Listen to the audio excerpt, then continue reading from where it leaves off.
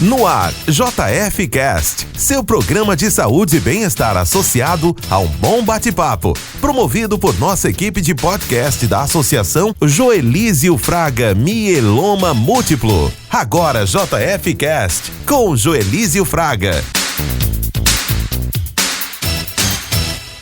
Sejam bem-vindos a mais um podcast especial. Hoje temos uma convidada muito especial, que é a doutora Ednei Matos, ginecologista e obstetra.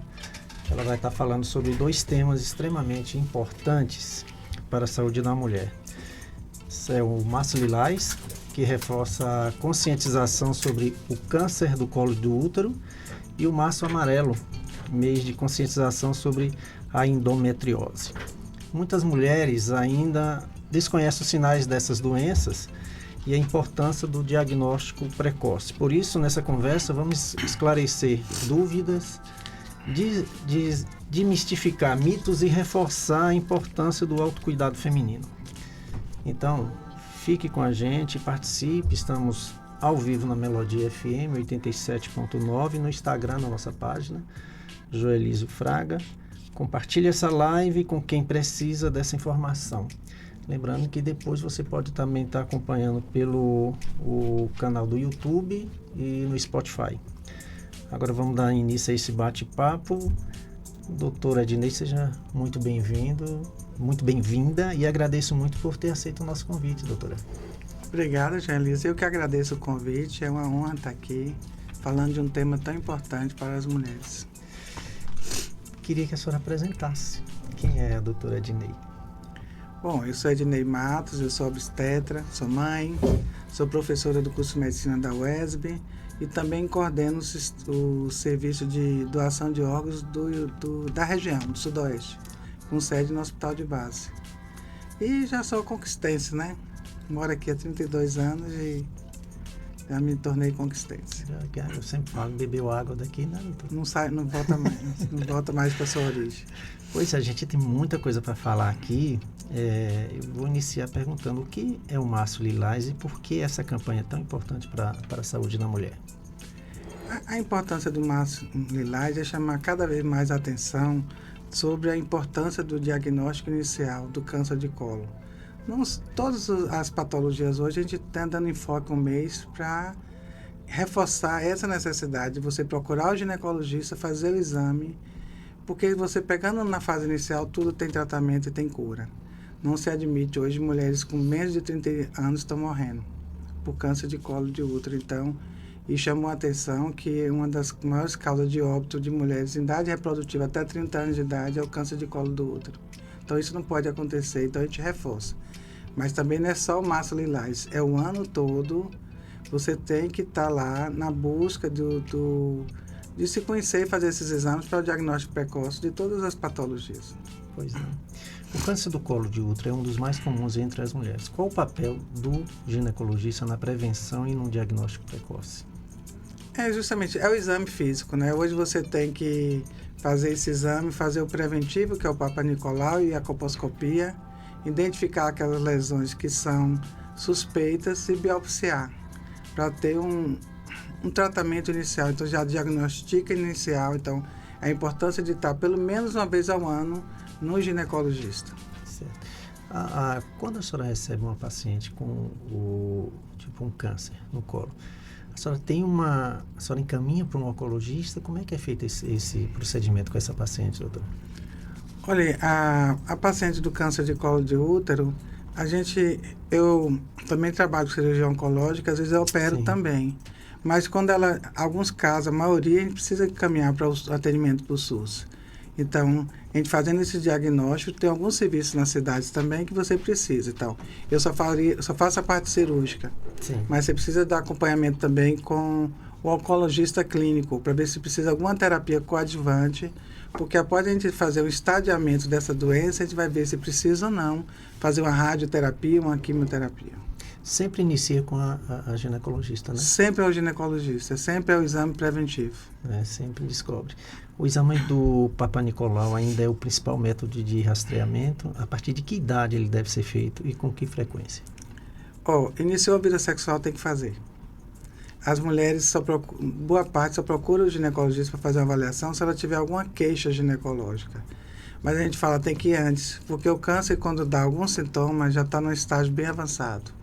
Então, iniciou a vida sexual, você tem que procurar um ginecologista para avaliar, para ver esse colo do útero, para ter todas as orientações em relação à prevenção do câncer de colo de útero. A gente orienta que, além de fazer esses exames, também o cuidado com a vida sexual, usar meios de prevenção, meios de barreira para que evite isso. Com a vacina agora a gente vai melhorar um pouco, mas isso não evita que a gente oriente essa paciente sobre, de acordo com o resultado do exame dela, quanto tempo ela deve voltar e fazer o preventivo e todos os métodos de prevenção. E uma das causas que a gente tem hoje é o início precoce da vida sexual. Então, crianças ainda que nem se formaram o corpo ainda, começa a vida sexual muito precoce e múltiplos parceiros. Existe um problema de preconceito da família, principalmente, me parece que o HPV, você inicia a vacinação já criança, né? Com 9 anos, né? Não existe barreiras ainda da família, doutora, com relação a isso? Infelizmente é uma barreira muito grande. Tem pais que acham que se o filho for vacinar, vai favorecer ele iniciar uma vida sexual precoce. Mas se você vacina essa criança, ela não vai morrer de câncer de colo de útero.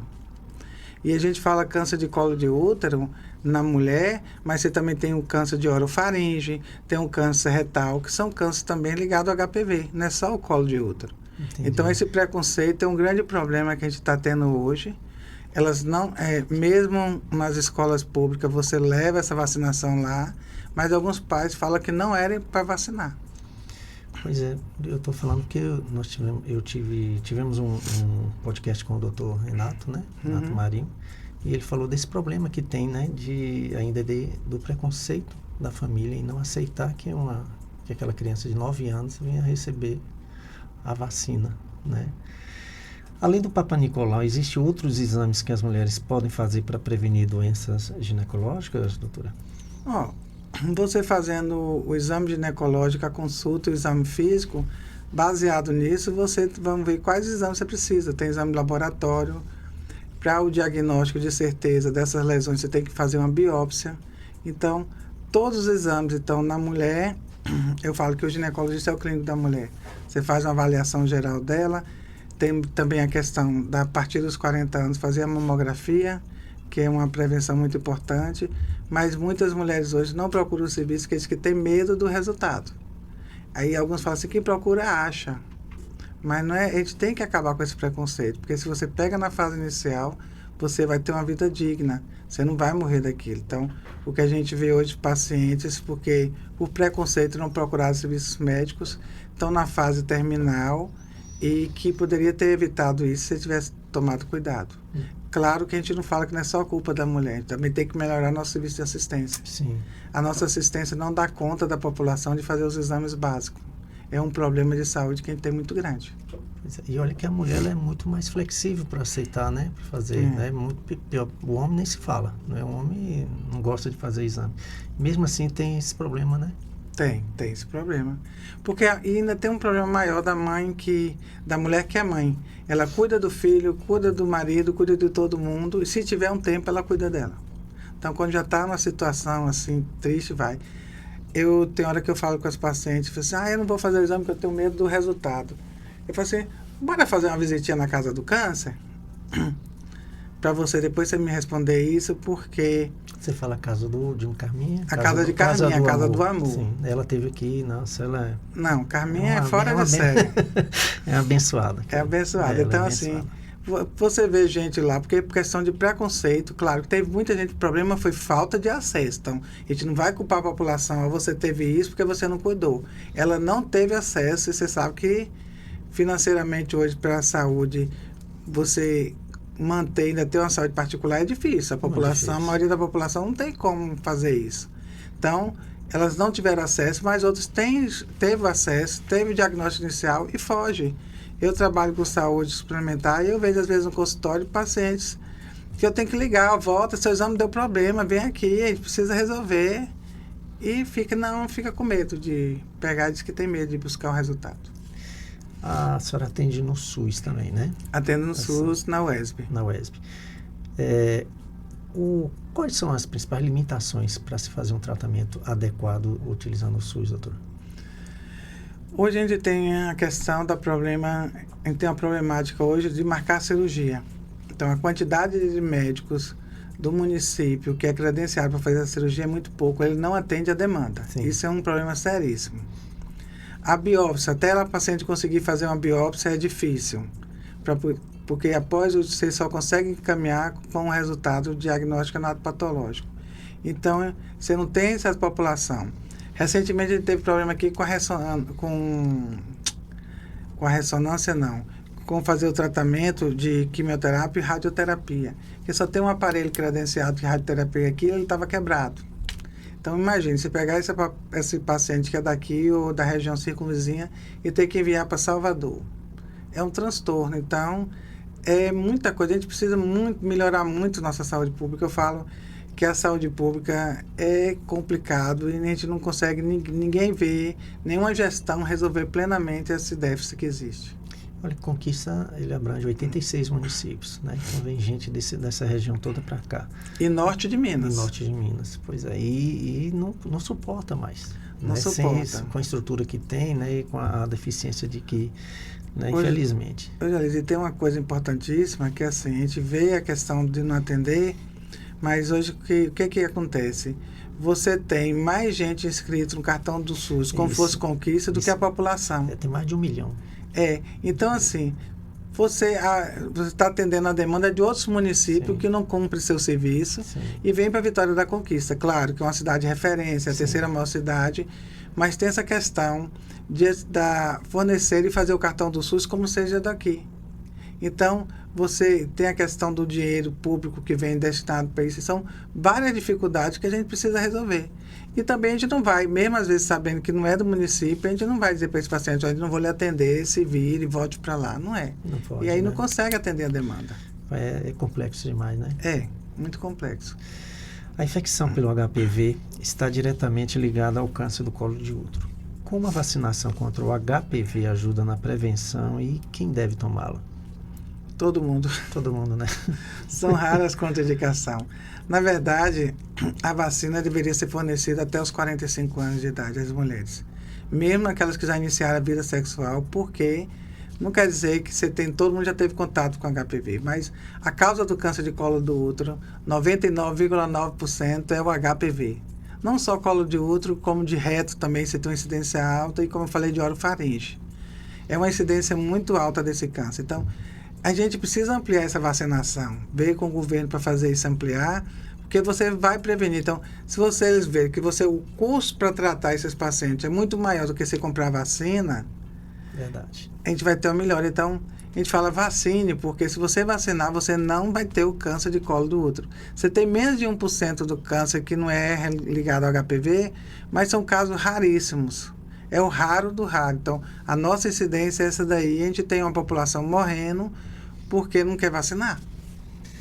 E não pode. Nossa, é um problema. Ô, doutora, Eu tô aqui. pode ficar à vontade. Nós temos um problema seríssimo, principalmente com o paciente com mieloma, que com um simples exame que chama eletroforese de proteínas, que custa em média de R$7 pelo SUS, 10. né? E ele poderia evitar muito problema, né? Isso que a senhora estava falando aí. Então, um investimento baixo evita de ter um gasto muito maior, né? Futuramente, né? No tratamento. Agora, falando um pouquinho da endometriose, doutor, o que é endometriose e por que muitas mulheres demoram tanto para receber o diagnóstico? Endometriose é um problema de saúde pública seríssimo hoje. É o maior causador de infertilidade. O problema é o diagnóstico, igual você falou. A mulher, até ser diagnosticada, ela levou 8 anos da doença. E quando por falta de acessibilidade e desconhecimento. Porque ainda tem aquele histórico que... O que é endometriose? É a implantação de células de dentro do útero, fora do útero. Ou na musculatura do útero. E que vão dar lesões inflamatórias, que vão causar aderências, e formar algumas tumorações endometrióticas que dão dores. Então, esse diagnóstico, o que a gente tem um problema maior? a paciente já começa com aquela cólica que é progressiva, é uma cólica que ela é incapacitante, mas o povo tem ainda aquela cultura, não, quando casar essa cólica passa. Ainda tem isso até hoje, hein? Oh, meu Deus. Que antigamente, tem uma relação histórica, você tem que ver que tem uma relação histórica, porque antigamente as mulheres casavam novas e pariam novas. Então, o fato de você engravidar e ficar 8 meses ou 9 meses grávida, sem menstruar, mais o período que você amamentava, 1 ano, 2 anos sem menstruar, isso é o melhor tratamento, é você manter a mulher sem menstruar. Então, realmente resolveu o problema. Então, ela mal terminava a amamentação, já engravidava, era vários filhos. Então, culturalmente, você tem um porquê disso. Então, não é uma coisa que criou. Não, tem fundamento, né? Tem um fundamento disso, que antigamente era assim. Mas, hoje em dia, o que acontece? A mulher primeiro vai estudar, vai ter sua qualificação e vai começar a parir a partir dos 30 anos. Aí, se você vê, isso são várias menstruações e está relacionado ao ciclo menstrual. Sim. Então, você tem que interromper essa menstruação. E é outro preconceito também que a gente tem com as jovens. Que a gente vira para o pai e fala, ó, a gente vai tem que interromper essa menstruação dela. E o que vai ser? O que é menos hormônio é um contraceptivo. Ah, não. Se for usar, ela vai começar a ter vida sexual precoce. Isso. É o mesmo preconceito também que vem da vacina, do HPV. Então, sim. E fica. E também as questões que, na fase inicial, principalmente nas pacientes virgens, é difícil o diagnóstico, você não tem lesões visíveis ao exame de imagens. E quando você não consegue fazer ultrassom, e tem que ser um ultrassom via transvaginal, e por alguém que tenha habilitado para fazer aquele tipo de ultrassom, que tem um conhecimento. Não é todo médico que faz ultrassom que ele está habilitado a dar o diagnóstico daquilo. Sim. Então, hoje tem a subsérie para a gente fazer isso. Então, nas fases iniciais, você não tem exame de imagem, não tem nada lá. Você só tem a clínica. E a gente trata a clínica. A gente não trata exame. Então, isso vem piorando. Essa demora, tem um processo inflamatório, vai dando inflamação, vai dando aderências e obstruções das vias dos canais, principalmente das trompas, a alteração dos ovários, que você destrói os ovários quando você chega a uma fase avançada, intestino. Então, é uma doença muito séria hoje em dia e a gente precisa chamar a atenção também, e a questão da acessibilidade do diagnóstico é o nosso maior problema. É geral. É geral. Infelizmente é um problema. Eu já tive pacientes que eu já peguei na rede privada, falei, olha, tem que usar o contraceptivo há 13 anos. Não, eu posso lhe dar um outro hormônio que não é anticoncepcional, mas é uma dose imensa de hormônio. E se eu tenho hoje uma dose baixa, a gente tem medicações hoje no mercado que chamam de Enogest, que você usa e que realmente controla, que a gente vai melhorar a qualidade de vida, porque a qualidade de vida de uma paciente com endometriose é terrível. É uma paciente que tem dor, ela sente muitas dores em todos os períodos, ela tem a vida dela sexual muito atrapalhada, a vida reprodutiva também. É todo um contexto social. Então, a gente tem que cuidar disso antes que chegue um estágio tão avançado. Entendi. Eu já tive paciente com endometriose na pleura. Que incrível. Pode né? ter em qualquer lugar, porque não cuidou. Meu Deus do céu.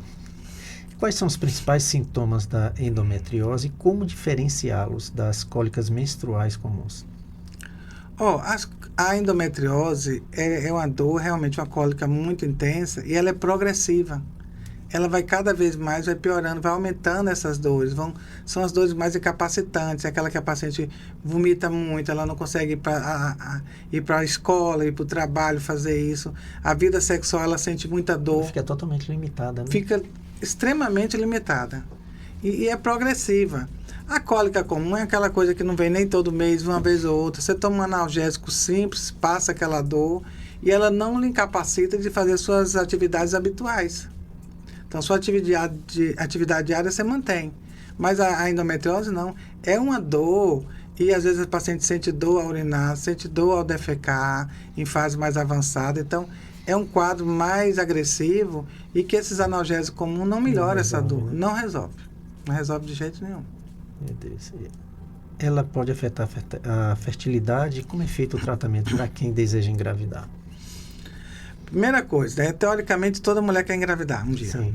Então, você dá o diagnóstico inicial e o tratamento é suspender a menstruação. ela tem que suspender a menstruação, ela tem que esquecer de menstruar. Ela só vai menstruar no dia que ela quiser engravidar. E mesmo assim, esse período para ela engravidar não pode ser um período mais do que 6 meses sem contracepcional, porque piora essas lesões. O problema da endometriose é, como eu lhe falei, ela agride o ovário, ela destrói os ovários algumas vezes, destrói todas aquelas células, os ovócitos dela, né, que ela vai... Então, ela destrói, já tem aí essa questão. Destrói as trompas, que obstrui, as trompas obstrui totalmente, não tem como você, por vias naturais, engravidar a maioria das vezes. Tem alteração no útero, na parte interna do útero, que dificulta a implantação. Às vezes ela é engravida, mas o bebê não fica dentro do útero. Sim. Então, essas consequências são as maiores. Então, a gente orienta, não menstrue. Quando você for querer engravidar, tem que tentar logo induzir. E essas pacientes que você não consegue por ter problemas nos ovários, principalmente endometriose ovariana, hoje o que você faz? Você capta esse óvulo e faz a inseminação in vitro, que é outro problema, que é caro. Sim. Pelo SUS tem, mas você entra numa fila que você leva muitos anos para conseguir e olha lá se consegue. E fora disso é caro. E algumas mulheres hoje, quando ela tem uma condição, a gente orienta que ela, logo cedo, ela preserve esses óvulos dela. Deixe preservado para quando ela quiser engravidar, ela ter lá. Porque os nossos óvulos são da nossa idade. Sim. Então, a gente tem essa desvantagem em relação ao homem, né? Então, à medida que a gente envelhecendo, ele vai envelhecendo junto e diminui a capacidade de engravidar, tudo isso. Então, é um problema sério de saúde pública. Meu Deus do céu. Além da cirurgia e do uso de hormônios, existem outras opções de tratamento para aliviar os sintomas da endometriose? Sim, a dieta, atividade física. A gente pega uma dieta não inflamatória. Hoje em dia, a gente evita esses alimentos com muito condimento, né? O fast food. Então, são pacientes que a gente orienta, ó, tira o açúcar branco, tira o trigo branco, não coma fast food, não coma embutidos, que você vê uma melhora acentuada dessas pacientes. Ajuda muito a dieta, porque hoje a gente só come porcaria, né? Ninguém come mais uma fruta, uma verdura, né? Não. Até porque é caro, né? E agora tudo mais caro ainda, né? Tá tudo ficando caro, tá complicado. Ô, doutora, tem uma seguidora aqui no Instagram que está perguntando: boa tarde, minha filha, quando menstrua, ela sente muita dor. O que será? É um sinal. Se é uma coisa incapacitante, vai piorando. É isso que eu estou falando. Hoje a gente está cada vez mais diagnosticando endometriose em adolescentes e novas. Aí tem que pesquisar. E a maioria das vezes que a gente faz é isso, só suspender a menstruação um período e observa. E acaba sendo esse o diagnóstico, porque a fase inicial, o diagnóstico é muito difícil. Porque o que isso acontece? A gente acaba tratando um sintoma dessa paciente. Ela tem uma menstruação que é incapacitante, dói muito, então bora suspender essa menstruação para melhorar. Porque para você ter um diagnóstico de certeza, seria fazer uma videolaparoscopia com procedimento cirúrgico. Sim. Para ver se tem lesões e biopsiar. Mas se eu posso fazer um teste terapêutico, que a gente chama, suspende essa menstruação, melhorou, a gente já tem uma incidência alta que seja. Então, não precisa submeter um risco cirúrgico, eu só vou lá abrir, olhar e ver, ó, tem isso, e o tratamento é o mesmo, não vai mudar o tratamento. Entendi. A não ser que ela já tenha algumas lesões que seja indicação cirúrgica, mas a cada dia a gente tem operado menos ainda paciente com endometriose. Ela tem 16 anos. Pois é. Novinha, né? Novinha. É suspender a menstruação mesmo. Pois é, Thelma, tá aí o recado da doutora. Onde é que essas pacientes te encontram aqui em Conquista, doutora? Eu atendo na UESB. Lá Sim. a gente tem um ambulatório da UESB que a gente atende os pacientes. Vem direto lá da própria UESB, os alunos da UESB, Sim. Os professores, qualquer um que é ligado à UESB marca direto, e outros vêm direto pela rede. Sim. Pede para marcar lá. Claro que a gente tem que saber que todos os pacientes que são atendidos na UESB são atendidos com estudantes. Sim. Então, com o seu acompanhamento lá. Com acompanhamento de todos os médicos que estão lá. Tem outros colegas também que atendem lá. É com acompanhamento, que às vezes tem uns que não querem chegar lá e não querem ser atendidos junto com os alunos. Mas os alunos não atendem sozinhos. Sim. E fora nisso, na rede privada. Tá. Então pronto, Thelma, procura aí, viu? A doutora, e vamos investigar o que tem sua filha. Doutora, quais hábitos de vida podem contribuir para a prevenção do câncer do colo de útero? Prevenção, os hábitos de vida. Hoje você não tem como evitar a vida sexual precoce. Já que você não tem como evitar, entra como hábito de vida mais importante usar a camisinha. Além da vacina, os métodos de barreira, que é a camisinha que é mais importante. E uma coisa que a gente vê é que as pessoas usam a camisinha errada. Você tem que usar a camisinha desde o início de qualquer contato sexual. Sim. Então, isso é fundamental. Claro que você ter uma vida saudável, fazer atividade física, ter um controle do peso, não exceder também são fatores, mas a questão do peso na mulher em relação ao câncer de colo está mais relacionado a um câncer do útero, do endométrio, não é mais tanto do colo. Então, o que a gente fala de hábitos de vida mesmo é ter uma vida saudável, vacinar e usar, é unicamente isso, vacinar e usar camisinha. E a questão de múltiplos parceiros, evitar hoje. Às vezes não é múltiplo parceiro só a mulher, mas o parceiro dela tem múltiplos. Sim. A gente vê assim que um dos parceiros tem múltiplos parceiros, quer dizer, tanto a mulher ou o homem. Então, já que tem, bora usar um método de barreira. E aquele parceiro fixo, já que se vocês dois... E também uma coisa que eu vejo, é o seguinte, a mulher, eu tô falando da mulher porque eu cuido da mulher, ela começa a namorar com o cara, aí, bora, tá namorando, é sério, aí, bora tirar os métodos todos, a camisinha. Mas não é assim, você tem que fazer os exames, não é só o câncer de colo de útero. Hoje a gente tem uma infecções que está tendo, a gente está aumentando assustadoramente a incidência de sífilis em jovens, porque não estão usando a camisinha, só por causa disso. Ou senão vai assim, usa, bota, não, só na hora que vai ejacular, bota a camisinha, não resolve, gente. Resolve. Porque gravidez é o de menos. Eu falo assim, ó, você só precisa de um espermatozoide para engravidar, você não precisa de 20 milhões, 30, 50, 100 milhões, você não precisa. Sim. E a incidência a gente está tendo alta de sífilis. Aí quando você fala do câncer de colo de útero, a gente também tem uma incidência alta de câncer de pênis, para HPV.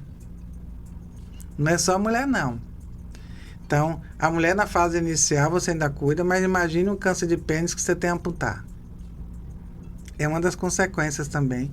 E a população hoje, os jovens, eles acham que nada pega ele. Verdade. Ele não vai ser contaminado por um HIV, Verdade. por um HTLV, por sífilis, e que uma verruguinha não é nada. Então, é cuidado com a relação mesmo e usar método de barreira. É a melhor prevenção. Usar método de barreira e a vacina. E saber dizer não, né? E saber dizer não.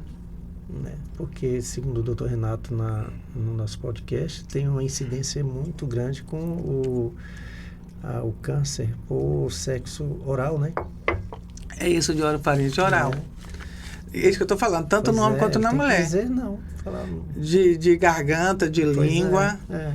Então, qual é a causa? HPV. Tanto que a gente vira as pacientes, às vezes, a gente tem que perguntar quais são os tipos de sexo. Eu não estou aqui dizendo, você tem que... Qual é errado, não? Não, é o que lhe agrada. Se lhe agrada você e seu parceiro, você pode fazer o que quiser. Agora, a gente tem que ter o cuidado. O câncer de boca, de orofaringe, todos esses que eu estou te falando, é do HPV, porque não cuida. E aí é complicado. Quando o paciente de meloma, doutora, vai fazer o transplante, ele faz uma bateria de exames, que ele não pode ter nenhuma infecção de nada. Não, porque a Tanto que imunidade está baixa. Pois é, a gente tem que levar laudo de dentista, cardiologista, enfim, né, uma gama. Tem muitos casos de que quando o paciente vai ser investigado por total, está lá com HIV. Muitos, e não sabe que tem. E o Entendeu? HTLV. Nossa, E aí complica ainda mais, porque imagina a pessoa ter HIV e ter o mieloma múltiplo, imagina. Entendeu? Aí já muda. O prognóstico é péssimo. Pronto, pois é, então já muda ali todo o cronograma de transplante dele, entendeu? Então, as pessoas não sabem a seriedade disso. E hoje a gente tem um preconceito muito grande quando a gente fala para o paciente, bora pesquisar as infecções. Não, doutora, mas eu só tive um parceiro e meu parceiro só teve eu. Falei, tem outras formas de transmissão, bora ver, mas só tem um parceiro, começou agora e antes. E hoje a gente tem uma coisa boa aqui em Conquista, que é o CAAV. É o Centro de Atenção e Apoio à Vida, que era o antigo DST, que tirou esse nome pelo estigma, né, que tinha, parecia que todo mundo que ia lá tinha tava doença, condenado, né?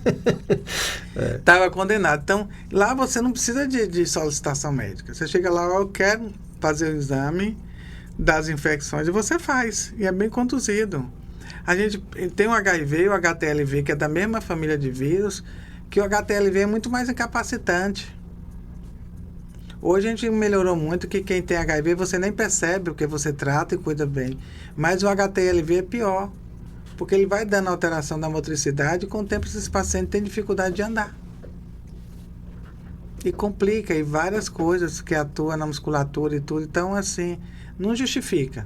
Está mais sério que o HIV, então. Não, é mais sério na questão do diagnóstico também, que não faz. E os pacientes não querem fazer. Vou fazer para quê? Eu não tenho nada, não. Ou você pede e não faz, você não pode obrigar. E até para a gente solicitar um exame de uma infecção dessa, aí nós como médico para cirurgia, o paciente tem que querer. Você quer fazer isso, eu vou fazer o pedido. Se ele não quiser, não é obrigação nossa. Agora, no caso, por exemplo, como você falou do mieloma ou de qualquer outro órgão transplantado, paciente transplantado, aí tem que fazer. Não tem essa opção de eu não quero. Não tem jeito. Não tem. Não tem jeito. Você não quer fazer, você pode não querer fazer, mas então tchau. Não, tchau, seu tratamento terminou aqui. É, verdade. Não tem opção.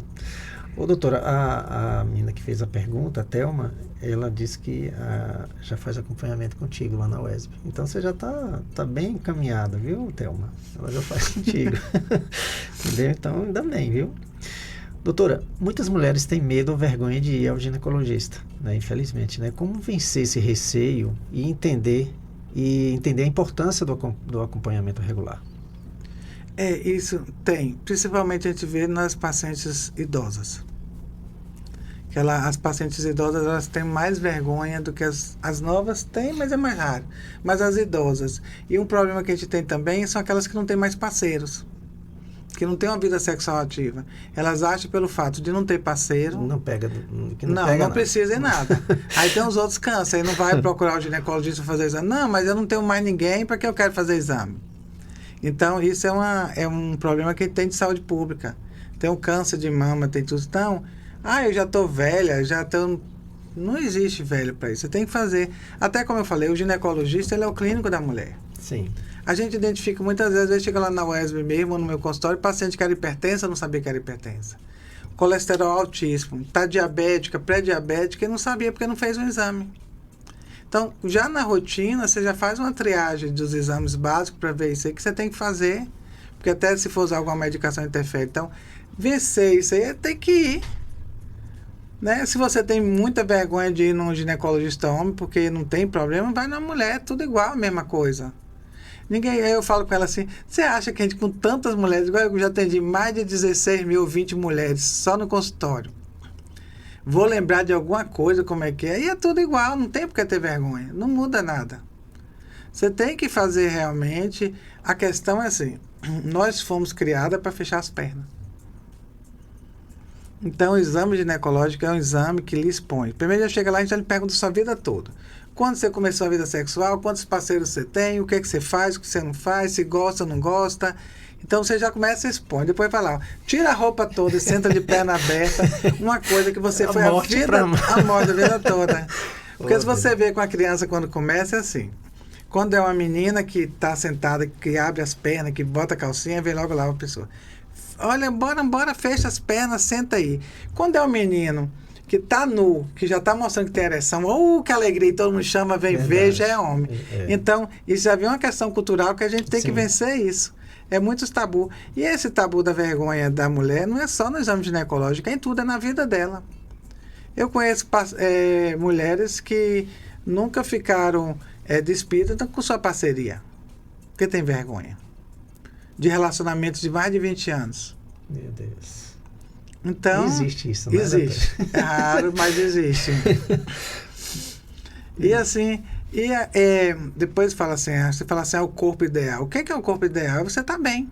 Claro, você tem que ter um limite, você não vai ter a obesidade extrema, mas eu falo com as meninas assim, vocês ficam preocupadas de ter um corpinho de manequim, mas tanta manequim rica, bonita, tem um corpão e tá sozinha. Verdade. E você vê uma outra que não seria direcionado ao corpo ideal e tá aí bem com seus parceiros. Então, E feliz, né? E feliz da vida. Feliz. Então não é só o corpo. Então a gente tem que vencer esse preconceito, não tem que ter vergonha, tem que fazer, tem que mostrar. Você está ali com um profissional que não vai sair dali aquilo que você falou. Mesmo na UESP, como eu lhe falei, que lá a gente atende com alunos, aquilo não sai dali, ninguém vai saber. Sim. Até porque se existir alguma coisa disso aí, ele é penalizado, Sim. pode ser até expulso do curso. Então existe essa questão ética que é ensinada desde o início. A primeira aula que os meninos têm quando entram na faculdade é ética médica. Eles já entram com isso aí. O que é introdução ao estudo da medicina. O que é? É unicamente ética. Tem um colega, a senhora falando aqui, a paciente chega, precisa ser investigada, como é que foi e tal. Teve um colega seu, aí do sertão, né, que é um conhecido meu, ele fez essa mesma triagem com a paciente. A paciente, é de sua conta? Como é que ele ia saber? Ela falou, não vou falar, não é de sua conta eu falar minha vida para você. Então é cultural, né? Não, é cultural. E fica difícil, como é que você vai adivinhar, né? Como é que você vai tratar essa paciente? Não, tem a cultural disso aí. Também tem outros assim, você fala assim, mas meu parceiro tem várias outras parceiras. Fala isso, é? Fala. Ele me disse que eu sou velha, que eu sou isso, tem outras parceiras. Não faz parte da gente dizer se ela vai aceitar, concordar isso, não, mas a nossa parte de orientação é isso. Poxa, manda pelo menos usar a camisinha lá fora. Já que ele não quer usar com você, que ele use lá fora. Porque a gente tem pego muito câncer por falta do uso do método de barreira. Destacando que o câncer de pênis, isso é para o homem, né? Existe o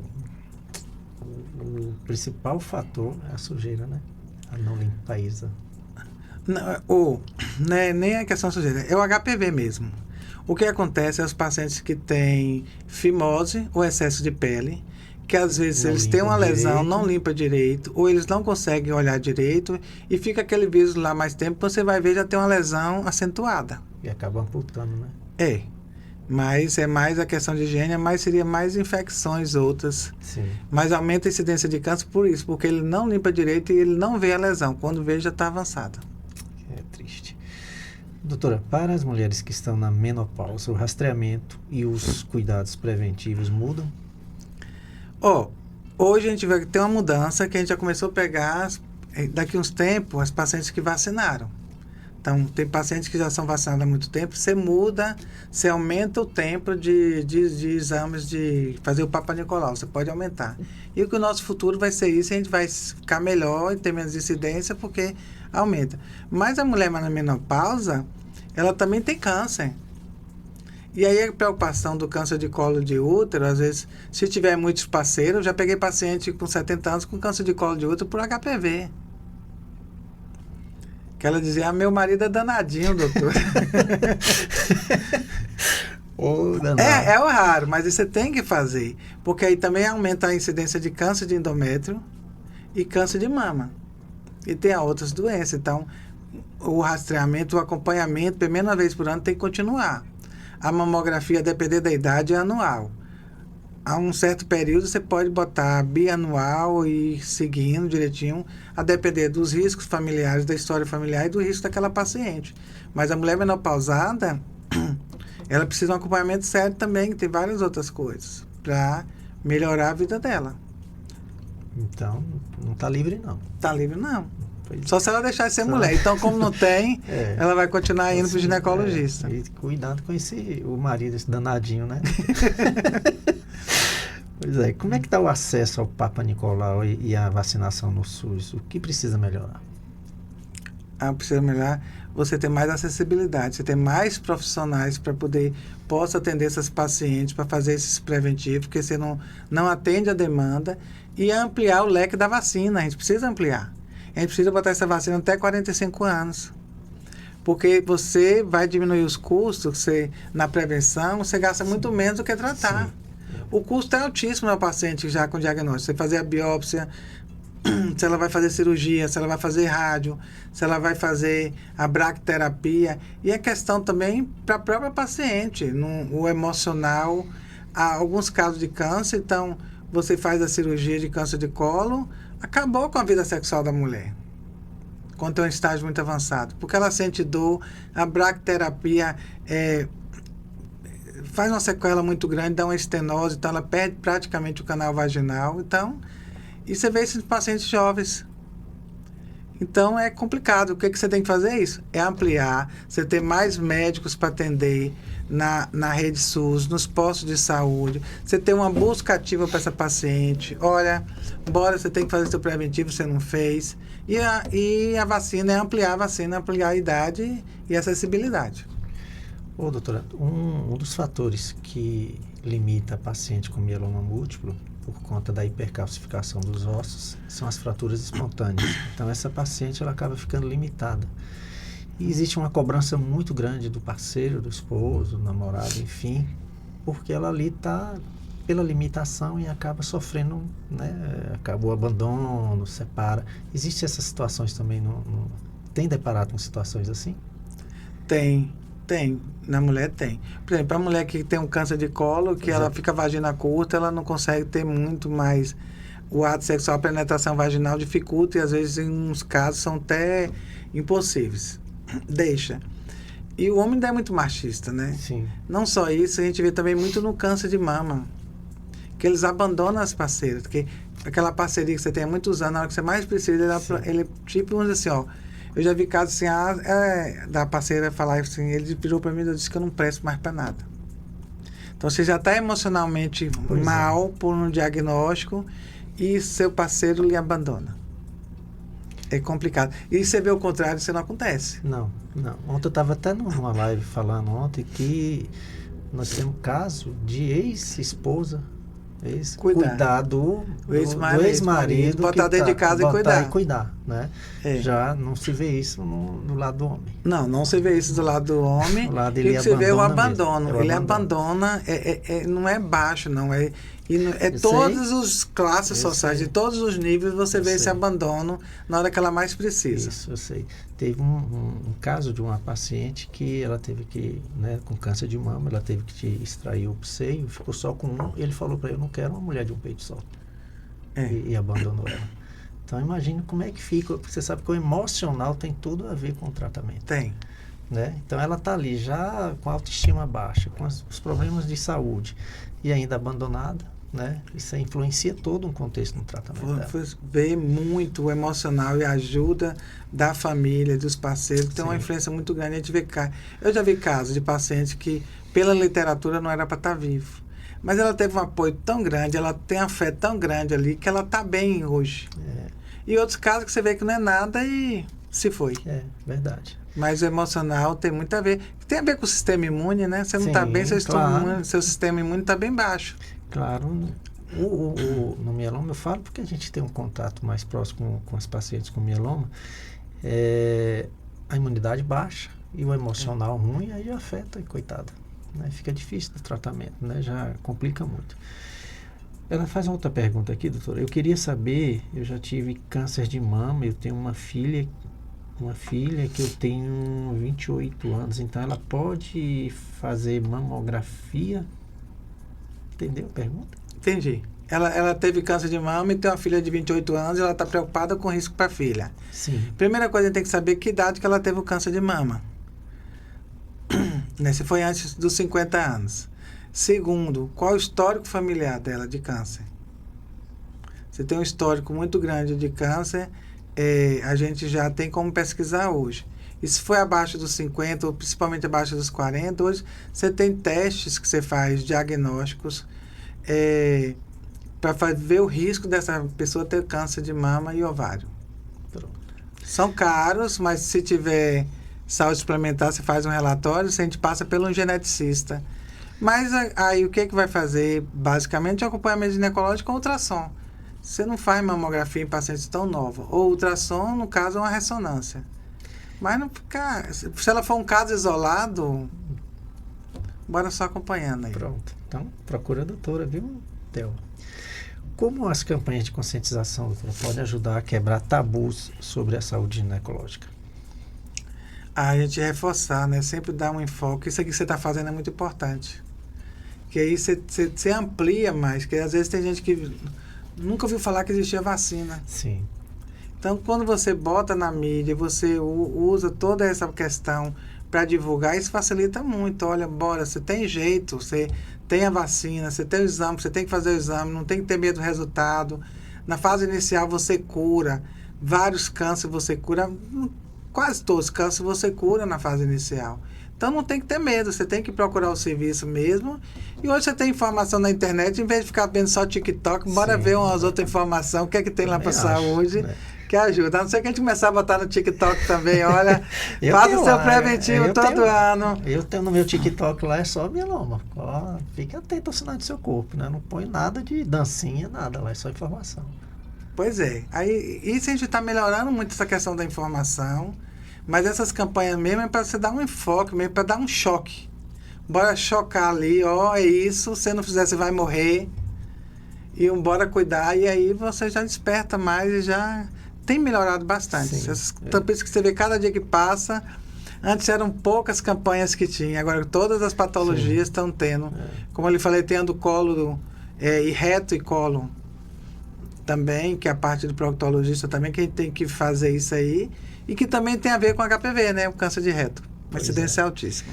E eu sempre falo também, doutora, que muitos têm câncer, mas não morrem do câncer. Não, morre do preconceito. Morre do preconceito, né? Infelizmente. Muitas mulheres só procuram o ginecologista quando sentem algum sintoma. Quais os riscos desse comportamento em como incentivar o acompanhamento preventivo? Pois é, você não tem que esperar ter nada para ir no ginecologista. A verdade é essa. Fazer os check-ups, né? Fazer um check-up. E o que ela mais se preocupa é com a questão de uma infecção genital, um corrimento, e às vezes está até relacionado com maus hábitos. Ou seja, limpeza demais e sujeira demais dá corrimento. A obstipação, as pacientes obstipadas, que demoram muito tempo sem defecar, também é uma causa de corrimento. Dá. Então a gente já orienta isso aí. Então ela se preocupa mais com o corrimento, que tem alguma alteração. Mas é como eu lhe falei, o câncer na fase inicial não tem sintoma nenhum. Não vai ter nada. Até para ter o corrimento, quando o câncer tiver um corrimento, é que ele já está numa fase terrível, que aflorou e que já está uma lesão lá e que já está aparecendo necrose e tudo, mas não é só esperar ter queixa. Você tem que...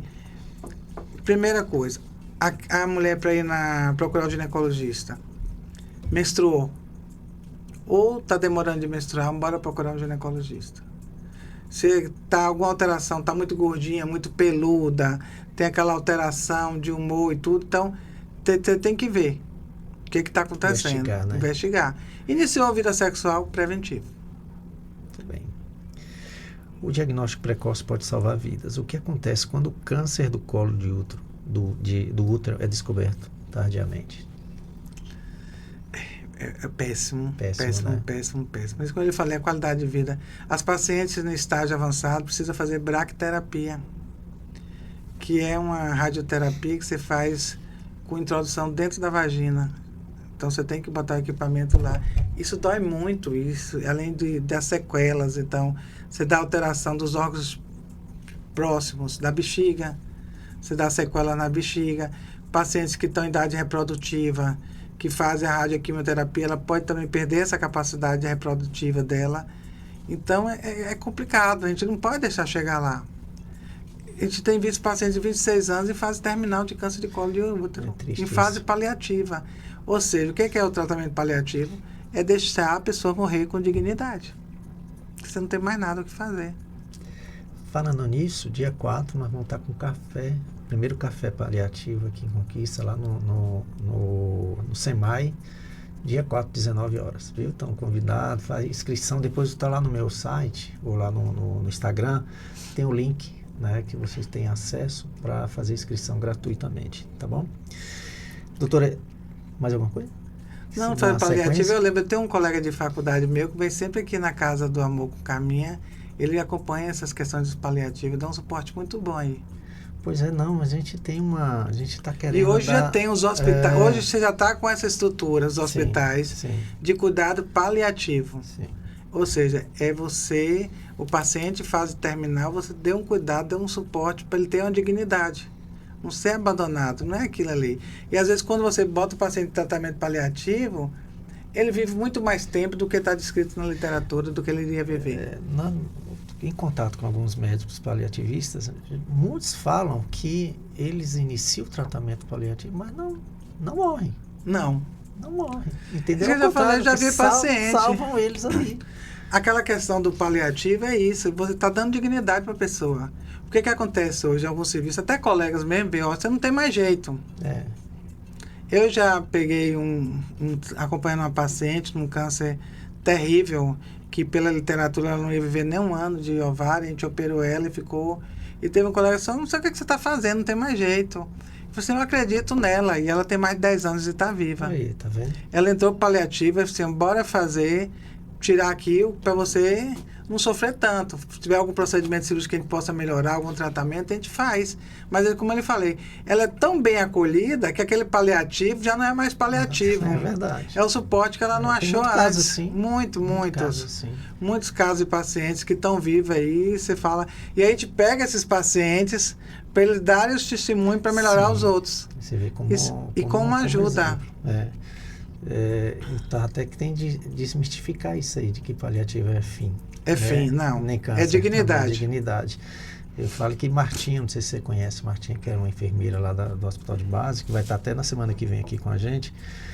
O pessoal, o paciente, quando vê o jaleco dela, Martinha, paliativista, fala, ai meu Deus.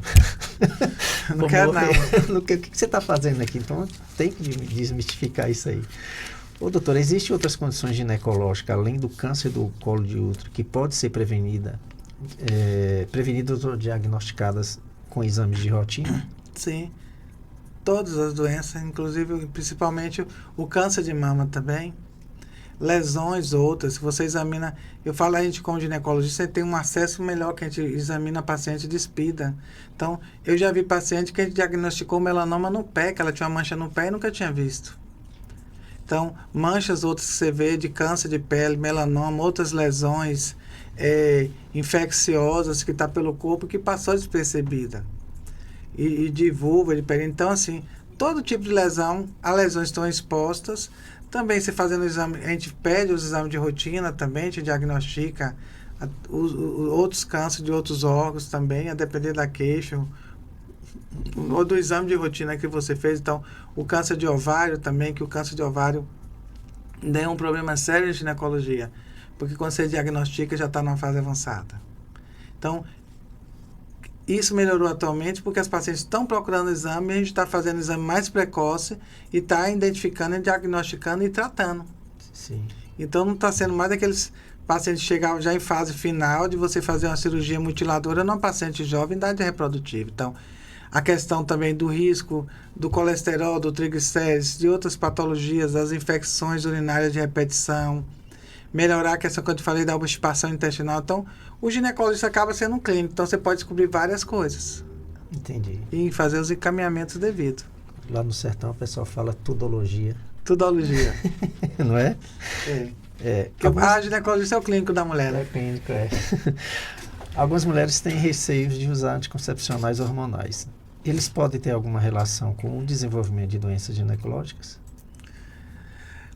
O anticoncepcional ele diminui o risco de você ter câncer de ovário e diminui o risco de câncer de colo de útero também. Por quê?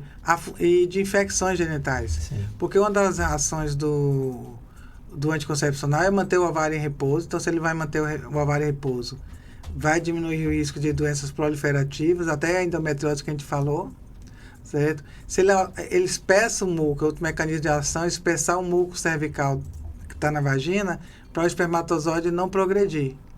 Então, além dele inibir a ovulação, ele faz isso. Quando você faz isso, você inibe também que doenças e infecções sexualmente transmissíveis, ela penetre pelo colo do útero e vai, porque está espessado. Aí tem gente, eu tenho medo de trombose. O risco de trombose numa gestante é muito maior do que usando anticoncepcional. Então, tudo bem indicado, não tem problema. Então, o contraceptivo hoje é uma indicação muito boa, porque você usa contraceptivo hoje, como eu falei, nas pacientes que não têm vida sexual, para a questão da endometriose, paciente que tem ovários policísticos, para evitar risco de até ter câncer de ovário e controlar o excesso de peso, para a questão de irregularidade menstrual. Então, você faz tudo. Então, tudo bem indicado, não tem problema. Entendi. Como é que as famílias e parceiros podem apoiar as mulheres na busca por prevenção e autocuidado? É cobrar delas, né? Eu vou até levá-las até lá.